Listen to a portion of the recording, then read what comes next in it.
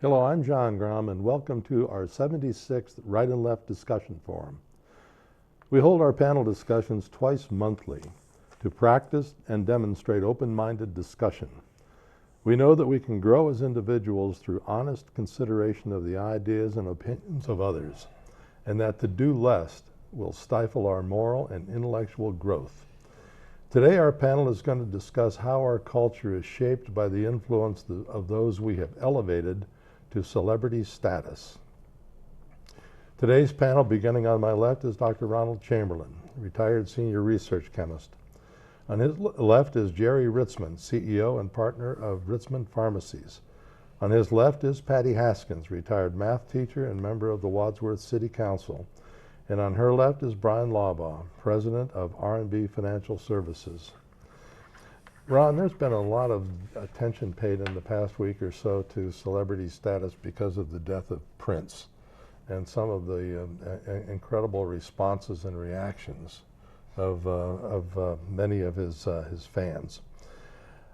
The idea of elevating people to celebrity status has always been a little bit of a puzzle to me, and that people mainly in entertainment, sports, and politics, along with science and other fields.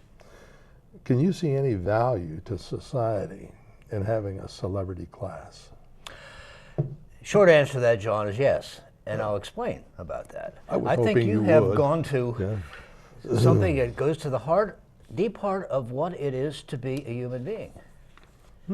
And I must admit, I'm not really tied in much to the celebrity culture, but the few celebrity contacts that I've had have been kind of exciting to me. Like walking back the aisle of an airplane one time, and there's Pete Seeger sitting in the seat. Really? Or having to stand up in my seat in a theater in Danbury to allow Mary Travers, Peter Paul and Mary, to push past me to go to her seat. And walking past the home of Robert Leach of the Lifestyles of the Rich and Famous some years back, remember that? Who was in my neighborhood, thinking, hey, I wonder if he's home. Can I see him through the window? Well, we need heroes. We need leaders. We are, by evolution, we are tribalists. We all belong to a tribe of some sort or another. Many of us, many tribes. We might be Republicans, we might be white Anglo-Saxon Protestants, we might be Cleveland Cavaliers supporters. We belong to a number of tribes, and as a member of that tribe, we're distrustful of people who are not in that tribe. We meet that fellow coming down the path with his spear, and we don't walk up and shake his hand because he might stab us with a spear. So how do we get past that? We have to build some trust. Well, one way we can do it is mutually assured destruction. We have enough spears and enough people that we don't want to, neither of us want to die, so we don't really fight each other. Or maybe we set up some trade. We're not going to attack China because they like our money and we like their iPads. So, this trade is one way. So I think when we look at a celebrity, we say, well, I need a leader for my tribe, somebody that I want to follow, somebody who can lead me to the place I want to go. And here's a person who's a celebrity. He or she is in the public light. We kind of know them. We kind of know them. We kind of want to trust them. I want to be a member of his or her tribe. I want him to be a member of my tribe. And I think that satisfies a fundamental need in us to want to look up to somebody, to invite them into our circle, to be in part of their circle. So I think as a society, as people, we need that. Now, I mean, some of it's more like watching, slowing down to watching an automobile wreck. I mean, it might be Paris Hilton or Donald Trump or, some complete disaster that we stop to look at and see what's to happen. But but at the same time... I'm restraining myself. Oh, I know that. We need that. We need that, I think. So that's my take on it. A little sociology. Jerry, where are you coming from? Well, I think I have, at some points I would be in agreement with Ron. Thinking about celebrity implies difference. Celebrity implies that somebody has accomplished something more or drawn more attention to themselves than the masses. Celebrity implies inequality. So on one hand, we welcome celebrity, or we welcome that difference of accomplishment. But on the other hand, we don't. So many times we take the phrase all men are created equal to be more than it really means. And I think that means we're created equal politically. We certainly aren't created equal as far as intelligence, drive, accomplishment, and things like that. So where it doesn't threaten us, or when it validates us, Ron, that we see this celebrity, we love celebrity. We love that difference, and we are attracted to it. But when there's a difference, and it may not be celebrity, but when there's a difference in accomplishment, when there's a difference in drive, where there's a difference in income, where there's a difference in some other things, we sometimes resent that because we can't accept the fact that somebody is unequal with us, or we're unequal with somebody else. That they're superior to us. Or that we're superior. And the people who are superior to me sometimes reinforce my resentment of that by the way that they claim that superiority or how they've received it. They claim that they've done it all themselves, when in fact many of the things that have elevated them to that status had to do with timing, place, time of birth, things and people that they were surrounded with that they had no control of whatsoever. Remember so Animal Farm? All animals are equal. Yes, some right, are equal to right, others. right. And there was an example of I don't know whether this was true or whether it was just a parable of two dictators in ancient times. And the one dictator or tyrant or despot visited the other and says, "How do you keep your people under control?" The second dictator took him out to a field of corn, and he said, "You see the ones, the stalks of corn that are growing higher than the others? Lop them off and make them equal to everybody else. Do not allow any inequality." So I don't know. I'm really off on a tangent here, but I would agree with you. Where it doesn't threaten us, we like it. Where it threatens us or makes us feel where we haven't accomplished what we know we might be able to accomplish, or get the adulation that we want, we might resent it. I've got a question for you, but I'll wait. You wait. Yeah, you can just go ahead with your comments. When you think of celebrity, I usually think of someone that I'm thinking of in a positive role model. Of course, you can have celebrity that is negative. I guess you could claim that Hitler was a celebrity and that people looked up to him and everybody knew who he was. I like to think that a celebrity is somebody that has done something positive. Now, it used to be years ago, the celebrities, if you think back to childhood or back in the 30s or the 40s, or the celebrity might have been Babe Ruth. But the man Babe Ruth was totally different from the image of Babe Ruth that everyone saw. In today's day and age, that can't happen. But celebrity was protected then, wasn't it? It was very much protected, yes. Everything was hidden.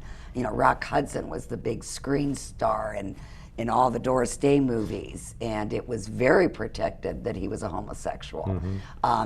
FDR, revered by many, and I still think one of our greatest presidents.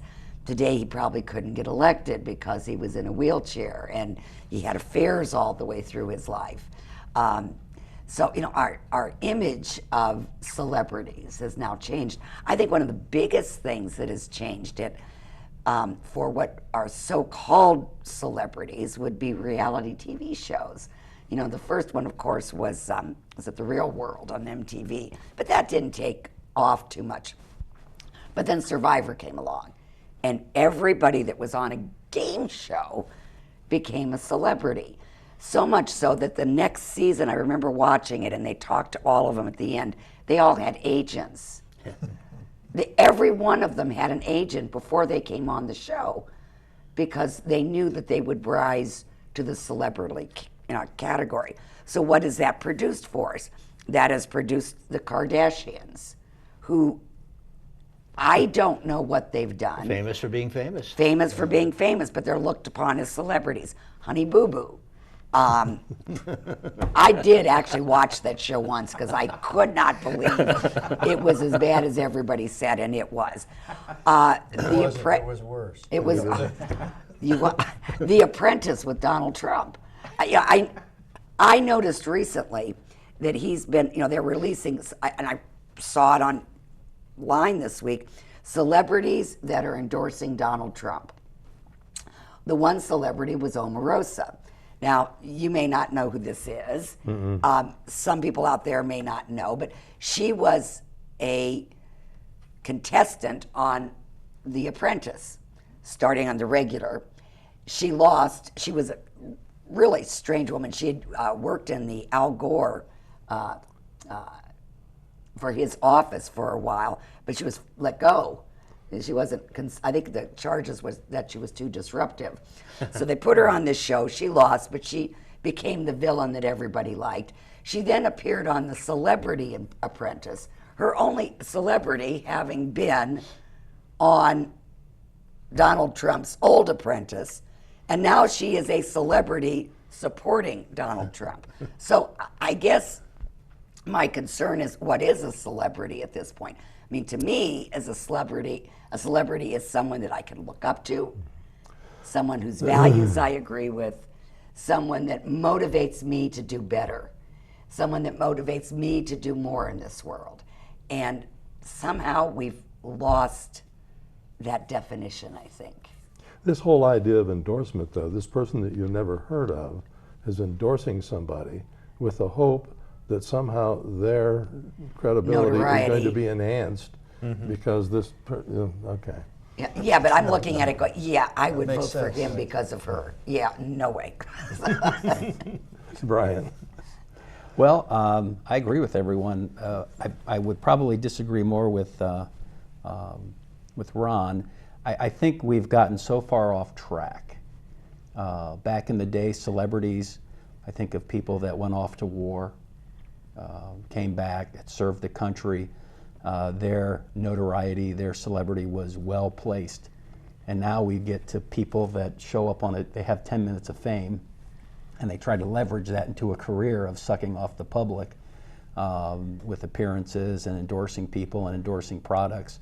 The Kardashians would be, one group that I just look, I mean, Yeah. it's junk TV. Whenever you put a camera, it can't be real, because whenever you insert a camera into anything, people do not act the same. That whole premise of reality TV is a joke. Yeah. So when you have people that, they don't espouse good things, our kids are looking up to people that are just, they're almost like grifters. I mean, they attach themselves to a particular cause. They do something. It was kind of funny. Some time ago, I went to a Super Bowl. It was a Super Bowl out in Phoenix, and we were standing there. And television is kind of different, especially live TV. And Ryan Seacrest was there, and he's pretty much a celebrity now for a variety of shows, and he has a radio program. And he practiced one line for probably, he repeated it maybe like 50 times, and the line was, "Welcome back to Glendale, Arizona, Super Bowl," and I can't remember what it was. It was Green Bay was playing the Patriots. And he practiced that line, and when the camera went live, he got the line out. And I thought, that's really interesting. And then another celebrity came, and they were going to run down the red carpet. They practiced that like 6 times. And then the camera went live, and then it was like, I want to introduce, this particular, I can't remember who it was, a B-rated, movie star, celebrity. And they come running in, they sort of hand him the football, and he runs off. And the stage area was probably no bigger than this room, but it made it seem really large. So TV has a tendency, that fisheye of the TV has a tendency to make people into celebrities. They do very little things. A lot of the actors and actresses today, they're not, they might be celebrities, they might get paid a lot, but they're not heroes. They're not people that you want to look up to. And unfortunately, our children are being, inundated with this celebrity culture. And you have people that just want to hit it rich quickly. They want to be a celebrity. Part of it is the money. Yeah. I have nothing against professional sports. Nobody complains when they pay somebody $100 million. But you pay a CEO over a company of 30,000 people and makes a viable product and a service to the community. You pay that guy $20 million a year, and people go apoplectic over that. But the third round in the NFL draft gets a package over 7 years for $140 million or something. Just wait till these numbers come rolling out, and everybody's, oh, that's great. Oh, that's great. He deserves it. So it's that difference that I'm really struggling with. When you can pay an actor or actress who pretends, let's just be real, they pretend to be somebody, just a boatload of money, and the person that schleps off to work every day, somehow he's not worth it or she's not worth what they're being paid. So that whole celebrity thing, when you brought up the topic, I thought, boy, the whole thing just leaves a bad taste in my mouth when how far we've gone with this. Isn't this modern phenomenon really started probably during the era of motion pictures? Because before then, prior to that, we really didn't have a nationwide or a worldwide exposure to any one particular thing of that sort. But here's a motion picture, so everybody can buy a motion picture magazine and put up a pin-up of their particular favorite star. I think that kind of started that. But it goes back all in front of that. For example, Isaac Newton, towering gentleman of the Enlightenment, and a lot of people tried to be the Isaac Newton of their field. Montesquieu tried to do for morality what Newton did for the natural world, put some order into it. These are people who actually Isaac Kant. achieved something. Though. They actually achieved something. They were heroes in a way. They were worthwhile individuals. So that difference between hero and celebrity. But they were possible. Yes, exactly so. Exactly so. But we blur that line these days. The celebrity culture blurs that line very, very strongly. Oh, yeah. And I think that's a problem. I agree that that's a problem. But I think it's also explainable by our nature. Right. I think about LeBron James, signed a $90 million contract with Nike when he was still in high school. Yeah. And that the idea was that Nike would sell more shoes because he endorsed it. So they paid him about as much money as the entire teacher's budget for the Akron school system. Yeah. At least. Which amazed me. Well, and let me point out, I don't begrudge anybody that like that. I don't have a problem. Nike and Under Armour, they're going to get their money's worth out of those particular people. My contention is when you take that individual, and I don't know these professional athletes personally or anything like that. I will tell you a Wayne Gretzky story if you're interested, but they're regular people. Yeah. And we have all of a sudden anointed them to be opinion leaders and social arbiters, and they set the tone and tenor. And I'm thinking, where did you get off? Where does George Clooney get off of telling people? Where does Leonardo DiCaprio get off telling anybody? He's an actor. I'd rather hear somebody that's a Nobel laureate tell me something. Telling you who to vote for? Or telling me who to vote for, or telling me about global warming, or telling me about the planet Earth and all that kind of stuff. Well, you're an actor. Stay within your field. I would rather. George Clooney looks so good doing it. And there you go. Nothing against George Clooney. Okay, I'm sure he's a great guy. He puts his pants on like everybody else, I think. Only more often. Yeah. Jerry, I've got a question for you. Yeah. I know that you're a sports fan and have been for a long time. I heard one day, a comment that a sports figure making $100 million over a period of time is not resented like a CEO for making the same amount of money and doing a whole lot more. It's because when people look at an athlete, LeBron James is not just like everybody else. No. Yeah, he is this magnificent specimen that plays a sport really well, and that none of us at this table could possibly do what LeBron James does, or any other athlete, the fact is, we weren't born with the tools to do that. However, we were probably born with the same tools as the CEO, making an awful lot of money. And we know that had we put forth the effort, invested in our own future the way a CEO does, and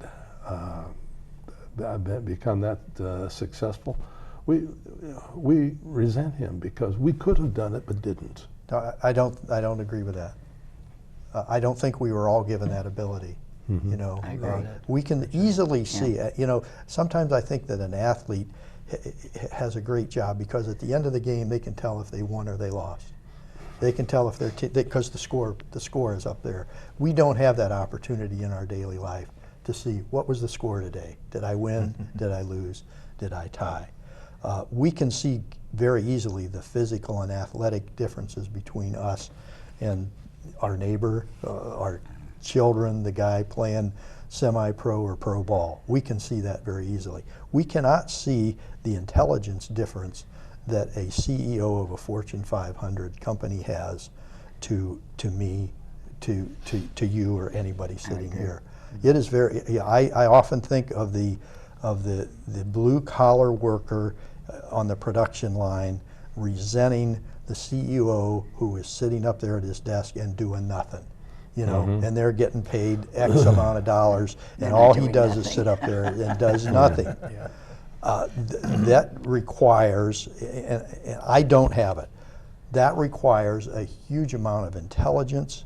It requires a different way to look at things and so forth. So we might think that just because we can't see the physical differences and that so forth, that person doesn't have greater abilities. But there are huge talents as far as administrative, strategic thinking, all those type of things, vision, that are as much different in our intelligence and mental makeup as are between me and somebody that is able to do that, as there are between me and LeBron James. But to Brian's point, though, don't you think, though, that the CEOs are resented more?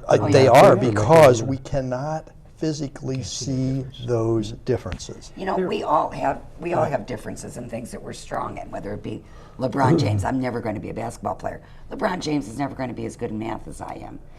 You know, just a matter of fact. Yeah. However, it's the value we place upon the service or the ability that you have. If you're the strong basketball player, you're going to make money, and that's what everybody bases anything on, because that's important to us. The movie star. If you're a teacher, that's not valued as much. And you can be a great teacher and very intelligent, but you don't obtain that celebrity status because in too many cases, people put the value on how many movies you've made, how many baskets you've scored, how many songs you have sung like Prince.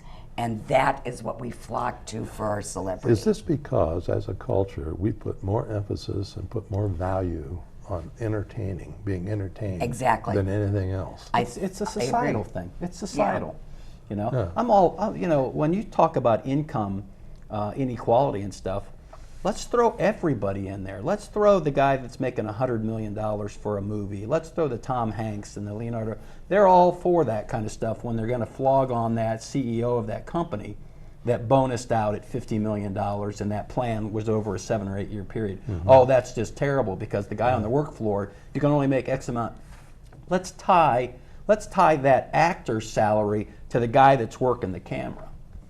Let's tie that salary to the person that's doing costumes for $25,000 or $30,000 a year, and say you can only make X. You're going to see a paradigm shift in thinking, and the athlete. Okay, you can't make more than the water boy.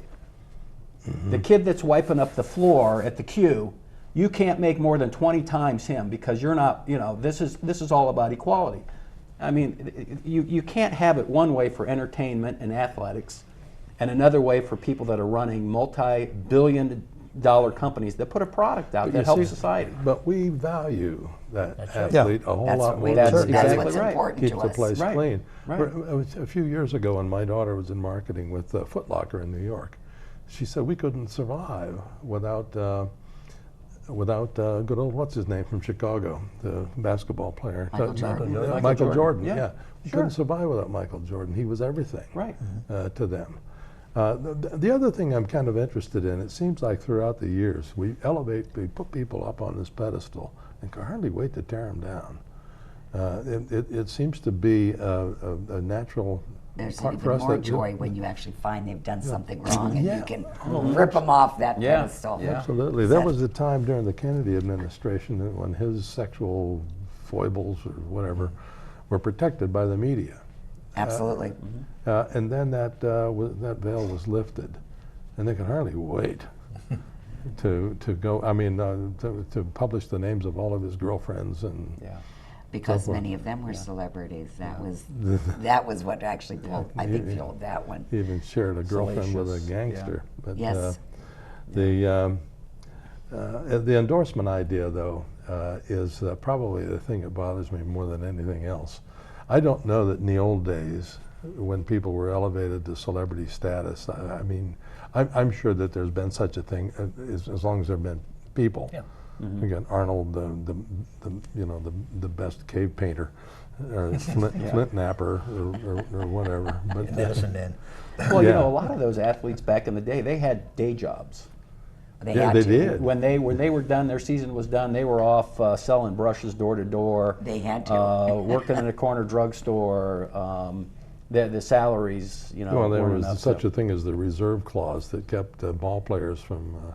I just read an article about Ty Cobb, who incidentally Yeah. was not anywhere near as bad I a read guy. that. Did you? Yeah, I read that. In Primus, Yeah.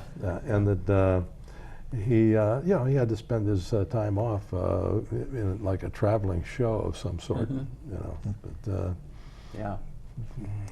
anyway. Let's just say, we'll speak here and say that there was nothing wrong with Ty Cobb. I want to end this with an interesting quote from Christopher Hitchens. There's no such thing as notoriety in the United States these days, let alone infamy. Celebrity is all. Thank you.